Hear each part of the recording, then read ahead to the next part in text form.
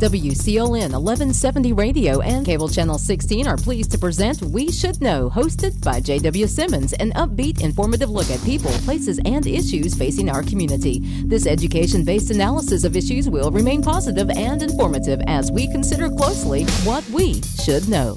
Ladies and gentlemen, welcome back. We Should Know is on the air. It's Tuesday, every Tuesday at 2:30. We come to you from Star Communications Channel 16, WCLN Radio, simulcast, also the Sampson Weekly newspaper, for a summation of the conversation and discussion today. We're talking about something today that impacts everybody. Oftentimes folks may think, well, you know, I'm not 60 or 65, this doesn't concern me, but we're talking with an individual with the North Carolina Department of Insurance that knows a lot about a word that is it's actually an acronym called SHIP. Also knows a lot about Medicare and knows a lot about information that is dealing with a lot of older folks. And I want to introduce to you Kevin Robertson, and he serves as the Director for the North Carolina Senior Medicare Patrol Program and Program Innovations at the North Carolina Department of Insurance. He is also on the Executive Board for the North Carolina Partnership to address adult abuse in North Carolina, and has served in a number of positions throughout the state. Some I will mention as we go forward. In his 16 years at the Department of Insurance, he's held position of the SHIP State Volunteer Manager. Kevin, I want to kind of stop there, and again, you've got a lengthy bio. You've been around for a while, so you've got a lot of marks on a lot of trees, should I say. I want to kind of start with this conversation, and I want to start out how important it is for folks that are listening or viewing understands that you might not be 65, but I'd be willing to bet you know somebody that is 65, either a family member, mother, father, whatever, aunt, uncle. This aging process, and as people need additional health care and they're impacted by all kinds of words and information out there, it does get confusing, and sometimes they look at their younger family members, many people, their children, and go, help me figure this out. So this show's just not for people, and you being here is just not for people 65 and older. You're exactly right. You can say it's for everybody. You are totally correct. Well, thank you for allowing us to be a part of your show. Medicare can be very confusing, not to just the seniors that are going on 65 or someone who has just been declared disabled by the Social Security Administration, but this impacts all of us, and really we need to take more of a vested part of all of our health care. And with this, with those that are going on Medicare at age 65, you know, a lot of times we don't think about things until we really need them. And when you're turning 65, Medicare is like a huge decision of what route to go towards. Mm-hmm. And that's why it's great that our program is here, that we can help, you know, navigate folks, lay out their options for them. And a lot of times when you're laying out those options, it then makes a clearer vision for those folks of what they should look at for their health care for their future. We've seen that word, or the acronym actually, SHIP, SHIP. What does that mean? Give us the acronym, how that evolved. Yes. Well, SHIP stands for Seniors Health Insurance Information Program. Mm-hmm. And in North Carolina, we started in 1986. And we're one of the first 5 states to have a SHIP program that mainly talks about Medicare questions. And, you know, to lay out all the options. You know, right now there's 4 parts to Medicare. And then when I tell you, when we talk about Part C, there's different plans, A through L. So there is like a Medicare maze to really go through. But SHIP was started in 86 at the Department of Insurance, thanks to former Insurance Commissioner Jim Long. And he had a vision that his parents were asking him questions because they were going on Medicare, and he was having trouble answering their questions. So he said, you know, Medicare is really health insurance, so we really need to look at that. And thankfully for the North Carolina Department of Insurance, our program is housed there. Now, in '92, federal funds came around for all states and the 4 territories to have a SHIP program in each of those states and the territories. So it's great. It's not always called SHIP in every state. Even though we're the Seniors Health Insurance Information Program, we also help those that are on Medicare due to disability. So our name may be a little misleading with the word seniors there, but we're there for anybody. And really our number, we have a toll-free number at our Raleigh office, 855-408-1212. However, we know many beneficiaries, those on Medicare, have family members that live in other states. So our number is a nationwide number as well. Okay. So when we think about this process, this inevitable process that everybody faces, whether you work or you don't work, you reach that aging process in your after 60, and it could be 62, it could be 65. But there's a point that you it's in your best financial interest, should I say, that you must step up and participate in some way with the Medicare program. Now, Medicare different than Medicaid. Exactly. You can explain that much better than I can, but Medicare is an insurance program that you have contributed to. Exactly, you're totally right. And you know, you have that magical number. I know those folks that are turning 65, as we talked earlier, they feel like they've won the lottery because they're getting so much mail that they don't know which way to turn. And Medicare is so confusing. But the biggest things for folks to think about is 3 months before they're turning 65. That is the time they really need to start looking at what is their options going forward. Now, for many folks, we know that people are working longer, so they're working well past age 65. However, when you're turning 65, you need to start taking an action because A, you probably need to sign up for Medicare to take Part A. Even though you've been working all your life, if you've worked more than 10 years, Part A is now going to be free for you. And it's also going to be determined if you're continuing to work. You need to speak to your employer. I mean, do you need to take Part A, or does your company even allow you to stay on the health insurance at age 65? Because it could be that you may have to go off your employer's insurance and get on Medicare just yourself and look at other supplements or Medicare Advantage plans for yourself. So there's a lot of questions that need to be asked when you're about to turn that age 65, but that's the great thing about our program. We're going to help you out. We're going to help lay out your options for you. Just to help you make those decisions. Well, I'm hoping you can kind of help clear some of those things up for us today. You were kind enough to kind of help put some kind of comments here together that I think a lot of folks asked about. And one of the things that often comes to mind is how many beneficiaries do we have in North Carolina, and is this a huge deal for North Carolina? Well, you know, when I started working at the Department of Insurance in 2003, we had just over 1 million Medicare beneficiaries. But since that time, we know that the baby boomers are now getting into Medicare. Our population for Medicare beneficiaries in North Carolina is already at 2 million now. And since baby boomers have started, nationwide, 10,000 people a day are turning 65. So that's huge. And the state of North Carolina, we're going to have 97 of our 100 counties that are going to have more people over the age of 65 than they do under the age of 18. So North Carolina is an aging state, and it's really going to take all of us to, really think about what is around for all of us for Medicare, and to look at those options. Because when we talk about Medicare and the different routes, and there's different plans like Medicare supplements, Medicare Advantage plans, and then you have to talk about drug plans, there's a lot of options. So we want to help narrow that down for those individuals. But for North Carolina, that number, even here in just Sampson County, I ran some numbers yesterday and looking at it, you've got over 13,000 people that are on Medicare already. And Sampson County, you're looking at like 63,000 folks in the total county. So 1/5 of this county is on Medicare. So it's an aging county as well. So, and it's growing exponentially. You're exactly right. So when we think about that, help us understand the difference. We're talking insurance again with Medicare versus we hear the word Medicaid, and a lot of folks that I talk to say, well, wait a minute, I'm not taking that. I don't use Medicaid. They feel somehow disenfranchised when they compare the two. They don't know. Help us understand the difference in that. You're right. The words are so closely related and actually for some folks they could have both. So for Medicare, it's really basically due to your age. You're turning 65. Now, I mentioned earlier, there's some folks that are on Medicare due to disability. But again, it's really the health insurance.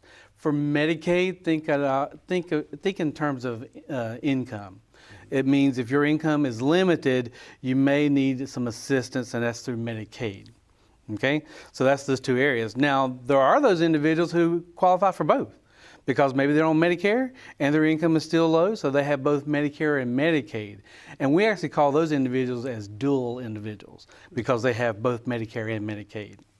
So even with folks that have an insurance policy, as you pointed out, and they're retiring, they step up and say, well, I've got an insurance with Blue Cross Blue Shield or what have you. I really don't need any more insurance. If they do not step up at 65 and oftentimes take that, whether it's Part A or Part A and B, they find themselves in a kind of a strange world because their primary insurance that they've had for 40 or 50 years has now become secondary, and they certainly don't want to pay the upfront cost of going to the doctor, much less any kind of major medical situation. Right.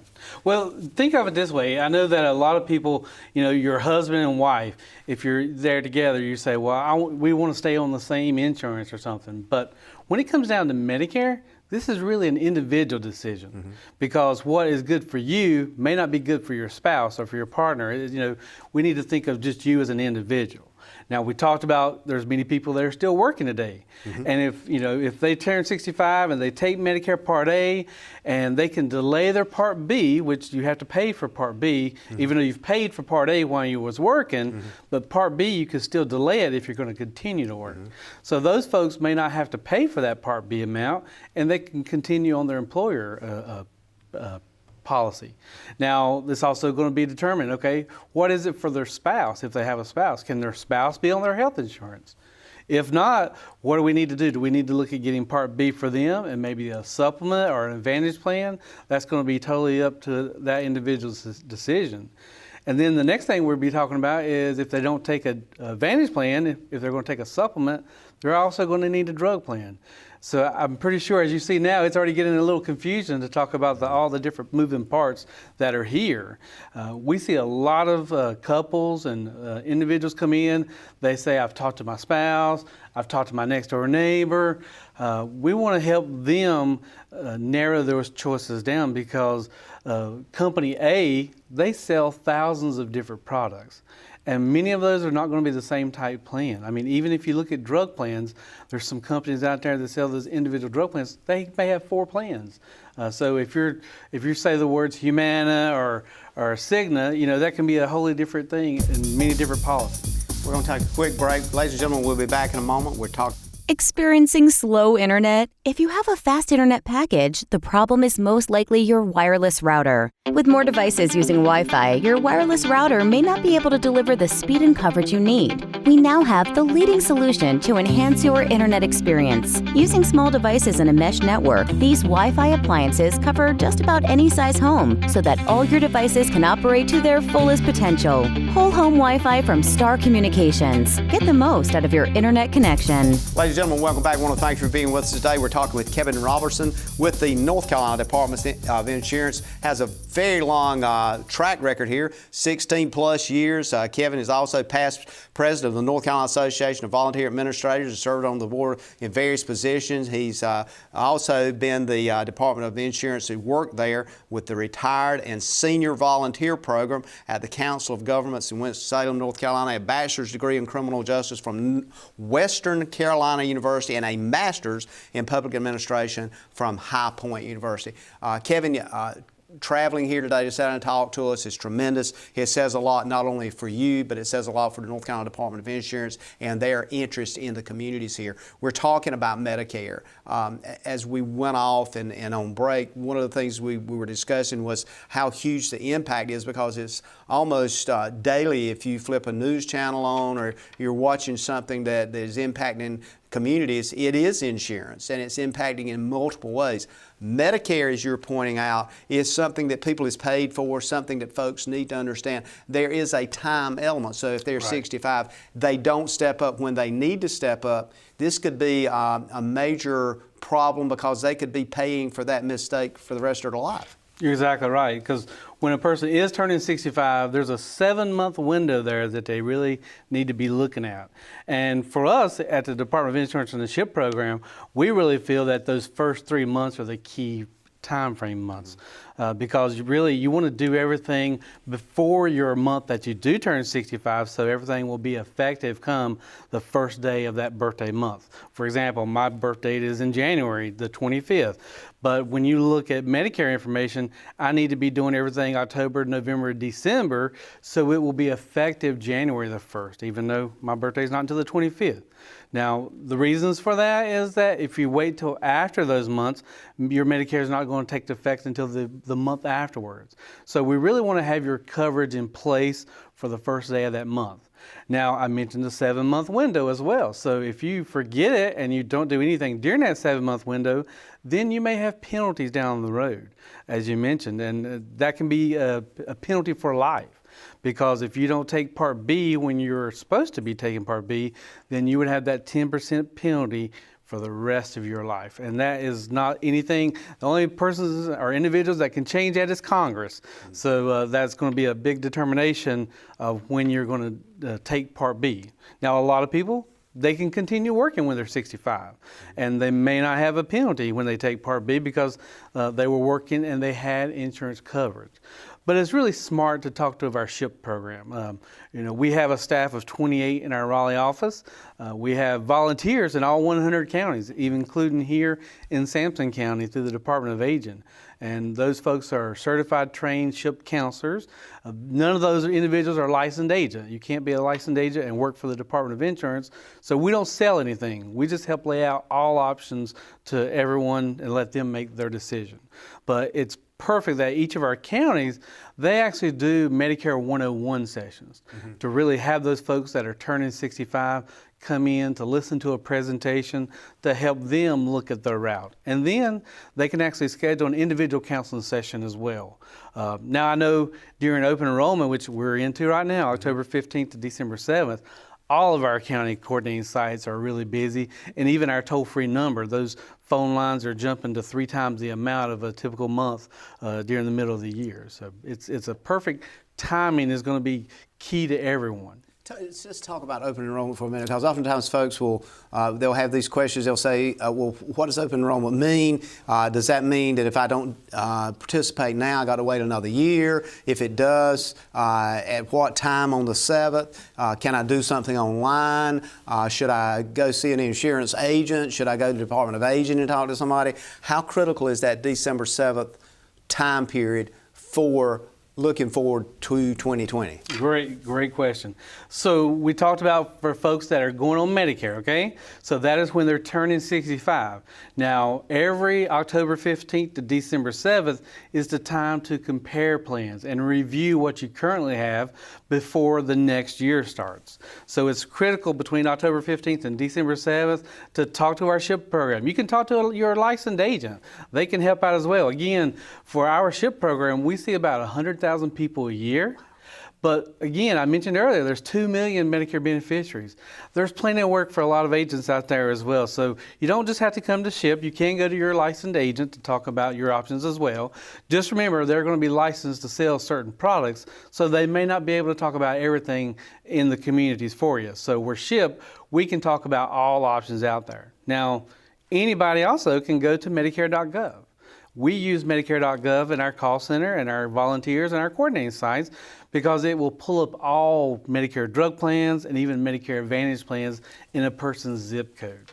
So the great thing, Medicare.gov just had the biggest change since Medicare Part D started in 2006. And this year, in the past, what's happened is we were able to do a personalized plan for every individual that came to us. But we had to enter the information. We had to enter their Medicare number, the date of birth, zip code, their name, and then we had to enter all the medications that they may be taking. Well, Medicare.gov made a big change this year. Now, if we create an account for an individual on that site, it's going to pull in the medications that they've taken during the past 12 months. So it's a little bit of a time saver by just creating that account and then just doing a review. Are you still taking this medication or are you not? And then to say, are you taking any additional medications? So it can be it's a big game changer for us this year because we didn't really get to see the site until October 1st, but our volunteers are doing great at helping create those accounts for those individuals and being able to move forward and proceed with counseling individuals through the Medicare.gov site. But I can say, as we've talked about, Medicare is so confusing. We have attorneys. Matter of fact, 2 days ago, I just saw 2 former doctors came into our office. They say Medicare is so confusing to them. And one of them was a cardiologist and one was in another field. But they're still coming to our SHIP site to get help every year to lay out the options for them for the next year. And I'm glad you mentioned that. In fact, one of my next questions is folks shouldn't look at it as a stigma to reach out and ask for help. No. Because a lot of folks, when you're dealing with bureaucracy, when you're dealing with this kind of information, it's critical that you talk with someone, and sometimes you just don't get the website thing. You might go on there and go, am I reading this right? You need to be validated. But December 7th is critical, because if you're going to do that is a time limit. If not, yes. You wait to a whole nother year. If you wait till December the 8th, you're going to be having to wait a whole nother year. The good thing about it is you've got, at least if you're already on Medicare and you waited to December 8th, you still got a plan because you have the same plan as you had last year. Right. But there's things to really think about when you're comparing drug plans, because every year these plans, they can change their monthly premiums, they can change their deductibles, they can change their pricing at the drugstore, what tier level it's on, and even the formularies. So it can make a big difference every year. Now, one of the things I want to say is our local coordinating site in Durham, Senior Pharmacists, they worked with students from both Carolina and Duke, and they did a study about comparing plans every year. And just their study alone showed that individuals in their areas could save anywhere from $600 to $800 a year by comparing plans. So it's really important to really take a look at your plans and to look at all. Currently in 2020, there's going to be 28 drug plans. So it's smart to really see what you're going to save. Speaking of those 2 individuals I spoke to this week, one of the family members, they're staying on the same plan they had for next year. It's going to be the best one for them, most cost effective. The other individual, she's saving $2,000 by changing plans for this coming year because one of her medications is no longer going to be covered on the formulary. So that's really why it's so important to compare your drug plans and the Advantage plans each year to see what's going to be more cost effective for you. And there's serious money involved in this, as you just pointed out. So it's even more important that if you are having a little trouble with the website, or if you're having, but don't rely. Oftentimes folks will say, well, I heard Fred or John or Susan or whomever say they did so and so, I think I might do that. Probably not a good idea. You're exactly right. Again, as we spoke earlier, what may be good for you may not be good for your neighbor or for your spouse or for partner. So it's smart to compare. Now, you mentioned also we do have some folks that they compare on their own, but they come into our office and say, am I looking at this correct? Am I seeing this? This should be the correct information I'm looking at, and I'm seeing this. You know, I love those individuals because those are the individuals I want to try to recruit as a volunteer because they are doing it correctly. And, you know, if there's something to share with them, you know, once we talk about it, they may say, hey, I would really love to help out, and how can I become a volunteer? So those individuals that do compare and come in and talk to us, that's when I start, you know, reaffirming their information that they've done it right. But then I also try to recruit because we have about 1,000 volunteers across North Carolina that are trained and certified with our program. And if we can try to recruit more volunteers by those individuals coming in, that's a great method to do it. And again, the follow-up question to that, is there a need for additional volunteers, and how many more are you looking for? Oh, we could always use more volunteers. I can't tell you a full number because, you know, people come and go with our program, and some people may say, well, maybe this is not right for me. But for many folks that come in, and you know, our number has stayed around 1,000 for the past many years. Mm-hmm. But we're always looking for new volunteers to come in, and then there's some folks that say, I think I'm finally getting for the part that I may need to retire myself, even from volunteer work. So we would love to have folks in Sampson County through the Department of Aging. They can go there to become a volunteer because our volunteers are going to go through a certification and training. And they have to be able to work with the local agencies. Again, our office is in Raleigh, so they're going to be a volunteer in Sampson County. They have to talk to the folks at the Department of Aging. They still have to do an application and have background checks and all that, but we will then set them up for a certification. It's actually, most of it is done online, But the great thing for our volunteers is they also do quarterly follow-up trainings. As we said, Medicare can, really be confusing and it changes a lot. So every quarter, our volunteers have to go to a training in the local communities. We're going to take our next break and we're going to come back. I want to talk a bit more about what to expect in 2020 with Medicare, and also want to talk something about the drug plans and so forth. That's a big issue as well. Yep. Ladies and gentlemen, stay tuned. We're going to be talking about some very important things that may be affecting your life. Pretty much guarantee this will affect you some way. You come out to replace a bad sensor, and that has a 5-year commitment to my contract, and you don't tell me? Here's your sign. Switch to the sign that's keeping homes secure and customers happy all over the area. Security from Star Communications. We pride ourselves on fair pricing and quick, friendly service every time.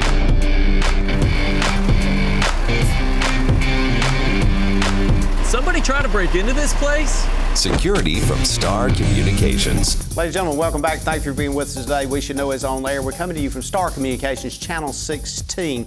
WCLN Radio, simulcast. Also, we're a summation in the Sampson Weekly newspaper every week, 2:30 on Tuesdays.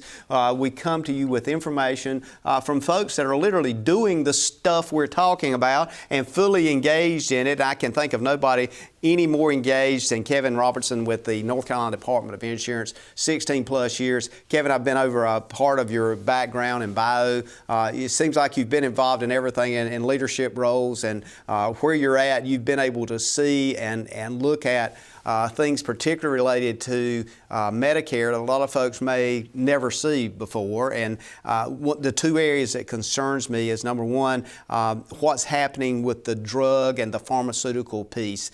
And I also want to try to get into this segment as well, what we're looking for 2020, which is right around the corner.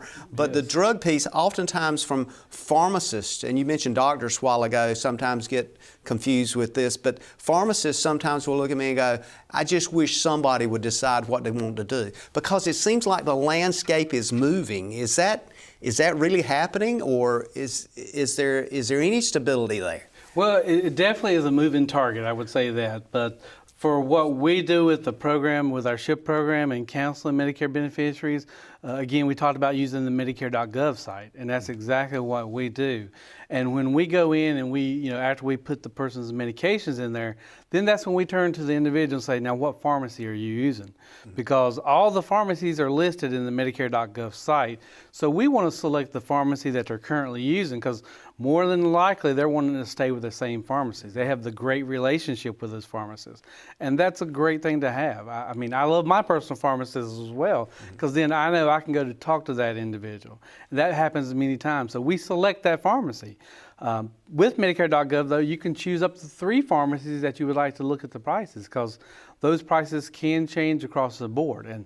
And really that is with Medicare.gov. That is through Medicare itself and the Centers for Medicare and Medicaid Services, as they are the ones that are setting the contracts and allowing the plans to set their formularies each year. So it's not really a lot that we can do with the pricing of it.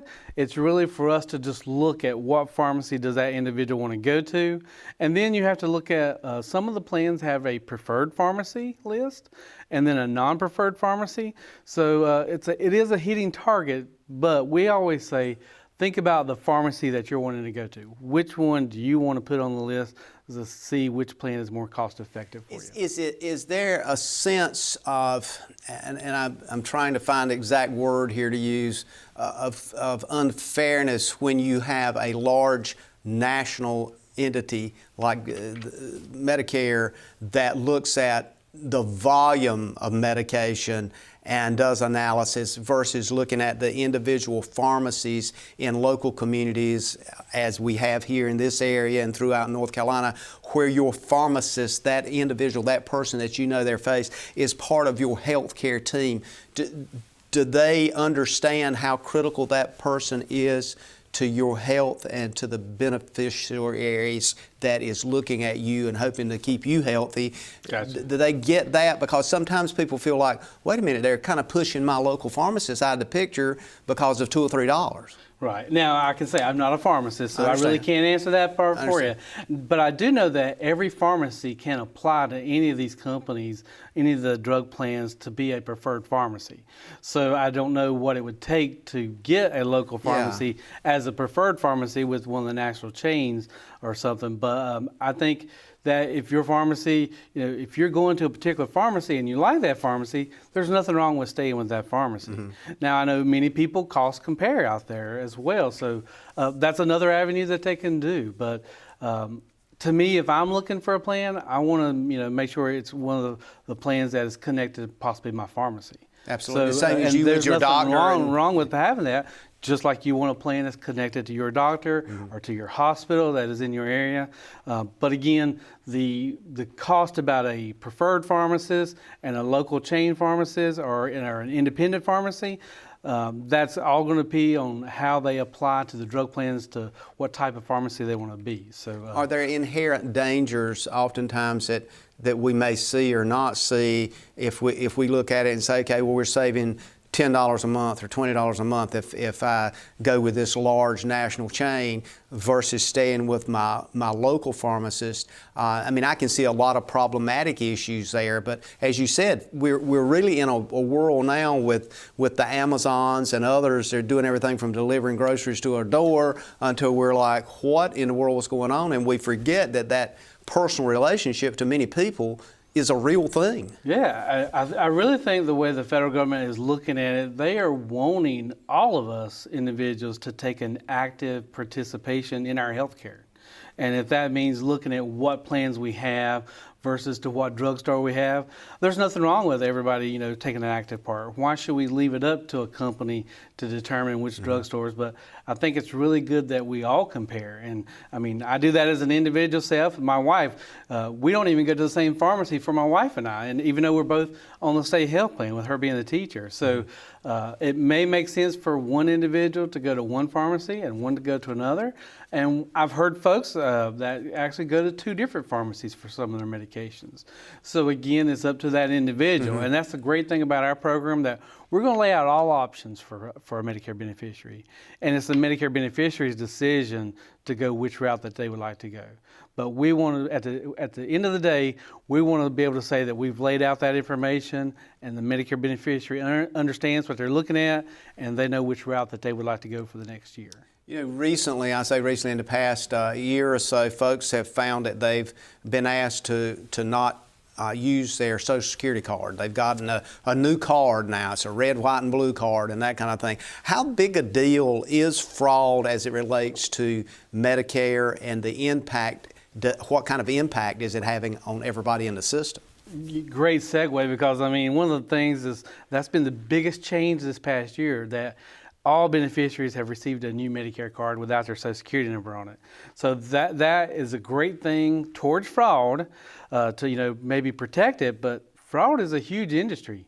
$68 billion a year is lost to fraud in Medicare. I mean, $68 billion. That's plain enough that everybody in Sampson County could have good chunk of change every day. Absolutely. If we could stop that much fraud.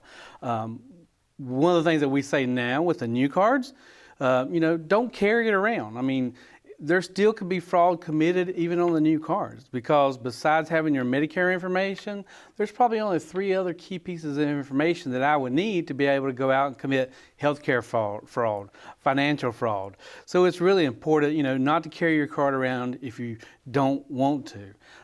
One of the things that we say is that if you're going to carry it around, we have some card holders at our office that folks can get. But another thing is still the cell phones. The cameras on the new cell phones are just amazing. So think about if you're standing there at your doctor's office, maybe the receptionist is on the phone and you're holding your Medicare card and you're standing where somebody may be having a camera behind you, they could still zoom in on your card and take a picture of your Medicare number. So we want to be able to say that if you're going to carry it in a card holder, carry it face down where nobody can see it when you open up that card holder, and then even turn it to the receptionist where just that individual is going to see the number and put it back in your card holder. So it's really key to make sure that that information is protected. Now, one of the big things for January 1st of 2020, all Medicare beneficiaries have to use their new card. And the providers have to be using the new numbers in their systems as well as when they're billing Medicare for the services that these beneficiaries are receiving. We heard back in May that 14,000 people in North Carolina still didn't have their new Medicare card. So that was a big concern. So we were really targeting and pushing out that message to folks.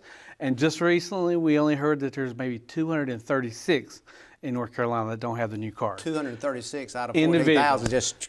Right, out of 2 million Medicare beneficiaries. Wow. So that's a good number, yeah. But I'm concerned for those 236 that haven't received their new card, because come January 1st, when they go to their doctor or their provider, they may not have Medicare coverage in place, meaning they're going to be responsible for 100% of that bill because they don't have that new card and information. Again, technology is great. You know, a lot of individuals, they receive their Social Security check through direct deposit. So some of those folks may move and they may not think about changing their address with Social Security Administration because their check is still going to the same bank account. Mm-hmm. But it's still important, no matter when you move, to update your address with Social Security, with Medicare, with even your providers, and getting a new driver's license and so forth. So that just needs to be another key piece of information when someone does move, so that we can get those. This past year, I helped a gentleman himself who had just moved from just over the South Carolina border in North Carolina, and he did exactly that. He forgot to call Social Security to get his new number or to get a new card sent to his new house. So the card needs to be appropriate to the current address that you're living. Exactly. And that has to be adjusted for obvious reasons, because if it goes to the other box, whoever's living there, something shows up, they got your information in front of them. That could be true, but also if the mail forwarding order has also run out of date, then your card is going to a mail service center and probably going to be disposed of or something, or it maybe get returned to the sender. But again, if it's sent back to Medicare, they're not going to know where to send the new card. So that's why it's important to make sure for these 236 that we do get the new address on file with Medicare and Social Security Administration for those individuals. And we want them to have their coverage when they go January 1st or January 2nd to their doctor or their provider. We don't want them to miss out on any services. If they were going in for a surgery and they don't have that Medicare coverage in place, that could delay those procedures. So we don't want that to happen. So we're really trying to, even though it's 236, we're actively looking for all those individuals to make sure that they get their new cards.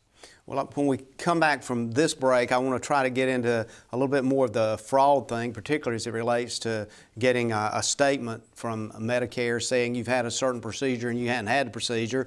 That kind of thing. Sometimes folks will say, well, what do I do then? So we'll be back and we're going to talk a bit more about that and also what's coming up in 2020. Gotcha. Ladies and gentlemen, we'll be back in a moment. We're talking with Kevin Robertson with the North Carolina Department of Insurance about key things you need to know about Medicare, whether you're ready for Medicare or for family To get the most out of your electronic devices, you need a strong internet connection and a protected home Wi-Fi network. You need high-speed internet from Star. Star has the fastest, most affordable high-speed internet service available for all your devices. We have no long-term contracts or high-pressure sales. Our service speaks for itself, and switching is hassle-free. We take care of everything with free installation from a local company. High-speed internet from Star. Internet at the speed of life.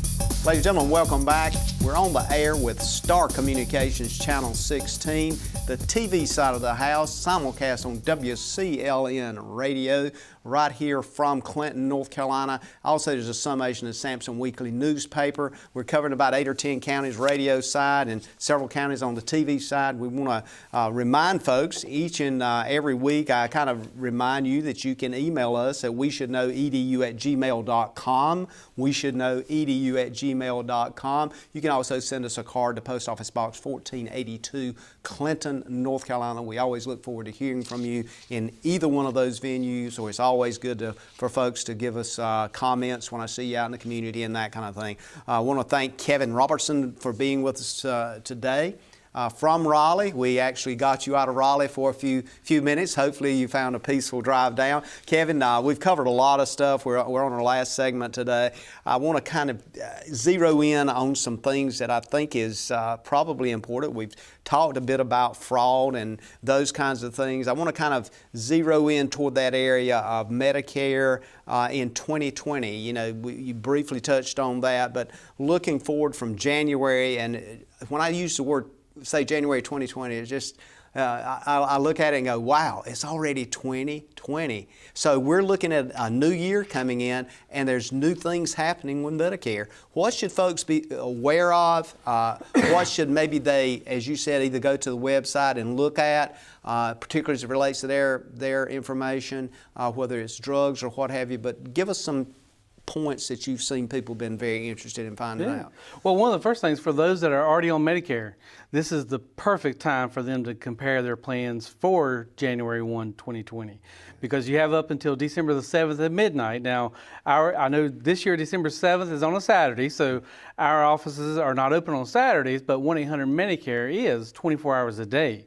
But so we're there till December 6th at 5 o'clock, but then 1-800-Medicare takes over after that. So everybody can still compare through December 7th at midnight, so that these plans will be effective come January 1st of 2020. But then for those that are turning 65 in 2020, it's the perfect time for them to start looking. I mentioned earlier, 3 months before an individual turns 65. That is a smart thing to go ahead and start looking to be able to make sure that you have everything connected before your 65th birth month. And that is a key thing for those individuals in 2020. We also talked about the new Medicare cards that all providers have to use in 2020. So that is a key thing. But we still have a few things that are happening out there due to fraud-related activities. You know, always protect your Medicare information, just like your Social Security information. We're also hearing some potential scams that are happening through telemarketers, and even possibly popping up in shopping centers. We know that there's some genetic testing that companies that are going out to say, hey, we can do some free genetic testing to see if you are potentially have a cancer history. Or so we want to be able to catch all those activities that are happening, because that could be money out of the pockets of the individuals. For genetic testing, Medicare has a particular guideline that 3 things have to be met before Medicare will even pay for it. And if Medicare is not going to cover it, then the beneficiary is responsible for that. And the cost for that is between $9,000 and $11,000. So it can be a very costly mistake. We hear phone scams every day saying, somebody says that Social Security Administration called, or the IRS, or a durable medical equipment. My first thing, if you have I guess, where you can see the phone numbers that pop up on your telephone, the telemarketer numbers, don't answer it. That's the big key information. Just shut it down right there. Shut it down right there by not even answering, because A, they're looking to see if that number is an active number. Meaning if you pick up that phone and start talking, they're going to recognize that that is a legitimate number, which allows them to sell it to someone else and make money on the back end. Or better yet, they may be on the other line saying, hey, do you have a back pain or leg pain or something? And if you say yes or something like that, they then may send you out some braces or something and charge your Medicare if you give that to them. So we want individuals to A, look at their Medicare summary notices that they get on a quarterly basis, or their explanation of benefits for their insurance company. If they see something on there that they have a question about, it doesn't hurt to ask your doctor's office. Doctor's offices use different laboratories in other areas, so it doesn't hurt to ask a question. But again, if you're receiving Medicare equipment, medical equipment that you did not order, and you see it on your statements, then we have a really issue of more potential fraud that is happening there. So we want to be able to shut that down right away And for Medicare to be able to get their money back, I said $68 billion is fraud every year. So that's why we want everyone to take an active participation in reading those statements. And drugs continue to be part of that equation going forward in 2020. And one of the things that you've mentioned a couple of times, and I've had pharmacists to use that word too, is that oftentimes the formularies are changing. Right. And they go, you know, we don't know why your prescription went up, or they may say, well, it come down, but it's all based on the formularies. Give us I guess, kind of a down-to-earth kind of definition of what that means and what that entails. Yeah, the formularies is it's sort of like a list of drugs that your company is going to cover. Now, we know that there are many brand names out there, and there's many generics for those brand names, and for some of those brands, there's more than one generic. So it's based up on how the company has structured their formulary of what is the list of drugs that they're going to cover. And then they've got, and some of them have a brand list that they cover, some have a generics list that they cover. So it's really important that when you go with a plan, you look at, and Medicare.gov really shows you which drugs are on the formulary for each of these different companies. But when you enroll with a company, they are going to provide you with a list of all the medications that is on their formulary. So it's really important. To me, I look at it as if you're going to go to the doctor, take the new formulary booklet that you have to the doctor's office with you. And if they're going to prescribe a medication, make sure you're going to get one that's on the drug formulary list that you currently have. Now, we know that some companies may not cover certain drugs, so there are exception rules for these companies that your doctors can fill out some paperwork to try to get it covered with your plan, but you will have to work with your doctor's office and with the plan to get those medications covered. And some of the folks listening today would probably be saying, and they might be saying it to their TV set, look, you know, this is a critical drug and I'm already paying $1,200 a month and I can't afford this juggling around and those kinds of things. So it becomes literally a healthcare crisis for that individual. You're totally correct. And matter of fact, for our SHIP program, we use some websites to look at some pharmaceutical assistance programs for individuals. That could be through My Needy Meds. That's one of the ones. Our Good Days. That's another patient assistance program. But through the SHIP program, we're going to look at what are all avenues to be able to help get that medication for them, even if it's not covered with their formularies. In the last few minutes before we have to go, if you would touch on words we see a lot, and one of them is Medigap, supplement insurance, the Part D in Medicare. Some folks say, well, I don't need that. I have a secondary insurance. Others say, well, you know, maybe you need to look at becoming involved where one insurance company just says, well, you just have one card from us and we'll take care of all your Medicare stuff. You don't have to file on that anymore. How does a person wrap all that around their head and say, well, that's best for me? Because exactly. it's as you said a while ago, sometimes you feel like you're being herded into one gate and you don't necessarily want to go in that gate. Exactly. Well, I wanted to first say, I haven't said this yet, but our SHIP program across the state, we helped save $62.5 million for Medicare beneficiaries in our state alone just last year. So that's a big positive thing that our program has done. The great thing, because we do help answer Medicare questions for everybody that is going on Medicare, I mentioned our local agencies that we work with, the Medicare 101 sessions that they have. Those are all great avenues to really talk to those individuals about when you're turning 65 as an individual. Now, we have to go back to that, I guess, alphabet soup. You know, in the individual's Medicare card, they're going to see Parts A and B, and Part A is the hospital part, and Part B is for medical services. So then we look at Part C, as you mentioned, Medigap, and then there's the terms both Medicare Advantage and Medicare Supplements that is included into the Medigap area, because think of it as Medicare is going to pay 80%, but you as the individual are responsible for the remaining 20%.